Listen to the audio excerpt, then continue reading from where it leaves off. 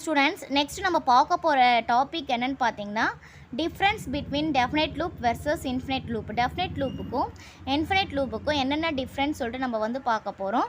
இப்போ definite loop அப்படின்னா பார்த்தோன்னா, இப்போ definite loop is a loop which the number of times, அதாவது நம்பர் ஆஃப் டைம் எக்ஸிக்யூட் ஆகிட்டே இருக்கும். ஆனால் நம்ம கண்டிஷன் வந்து முன்னாடியே கொடுத்துருவோம் இல்லையா, அட்வான்ஸ்டாக வந்து நம்ம வந்து கொடுத்துருவோம். அப்போ அதுதான் வந்து பார்த்திங்கன்னா இன்ஃபினைட் லூப்பு. இன்டெஃபினைட் லூப் அப்படின்னு பார்த்தோன்னா நம்ம சேம் கண்டிஷன் வந்து சாட்டிஸ்ஃபை ஆகாது. அட்வான்ஸில் வந்து நம்ம வந்து கொடுக்கவே மாட்டோம். அப்போ என்ன ஆகும், நமக்கு லூப் வந்து போய்கிட்டே இருக்கும். அதான் வந்து இன்டெஃபினைட் லூப் அப்படின்னு வந்து நம்ம வந்து சொல்லுவோம். Definite loops implement using for loops. இந்த டிஃபினைட் லூப்ஸ் எங்கே நம்ம யூஸ் பண்ணுவோம்னு பார்த்தீங்கன்னா ஃபார் லூப்ஸில் வந்து யூஸ் பண்ணுவோம். ஆனால் இங்கே இன்டெஃபினைட் லூப்ஸ் வந்து பார்த்திங்கன்னா while loops and do while லூப்ஸில் வந்து நம்ம வந்து யூஸ் பண்ணுவோம். இந்த லூப் வந்து பார்த்திங்கன்னா ப்ரீ டிஃபைன். நம்ம ஏற்கனவே கண்டிஷன் ஃபார் லூப்பில் கொடுப்போம் இல்லையா, for i = 0, i is less than n 10 i ++, அதான் ஏற்கனவே ப்ரீ டிஃபைனாக கண்டிஷன் கொடுத்துருவோம். எந்த இடத்துல நமக்கு டெர்மினேட் ஆகணும் அப்படின்றதுக்காக நம்ம ப்ரீ டிஃபைனாக கண்டிஷனாக கொடுத்துருவோம். ஆனால் இங்கே வந்து பார்த்திங்கன்னா some external factors like insufficient CPU ஒரு மெமரி கம்மியாக இருந்தாலும் சரி, இல்லை கோட் ஏதாவது எக்ஸட்ரா எதுவாக இருந்தாலும் பார்த்தீங்கன்னா அப்போ தான் வந்து பார்த்திங்கன்னா அந்த இன்டிஃபைனைட் லூப் வந்து டெர்மினேட் ஆகும்.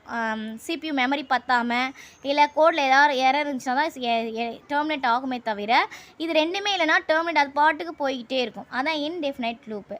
இப்போ டிஃபினைட் லூப் வந்து பார்த்திங்கன்னா certain program or block of code a certain number of times. இது வந்து எப்படின்னா to run a certain program, ஒரு ப்ரோக்ராம் ரன் பண்ணோன்னா ஒரு block of codes number of times வேணும்னு சொல்லிட்டு நம்ம வந்து கொடுப்போம் இல்லையா. ஆனால் இங்கே வந்து பார்த்திங்கன்னா use to run certain program or block of unspecified number. இது வந்து எவ்வளோ வேணும் நம்ம வந்து சொல்லிவிடுவோம், இது எவ்வளோ வேணும்னு நம்ம வந்து சொல்ல மாட்டோம். அதான் ரெண்டுத்துக்குள்ள டிஃப்ரென்ஸு. இது number of times, certain number of times வந்து பிளாக் ஆஃப் கோட் எக்ஸிக்யூட் ஆகும். இது வந்து எப்படி போகும்னே சொல்ல முடியாது. அன்ஸ்பெசிஃபைட் நம்பர் ஆஃப் டைம்ஸ் வந்து எக்ஸிக்யூட் ஆகும்.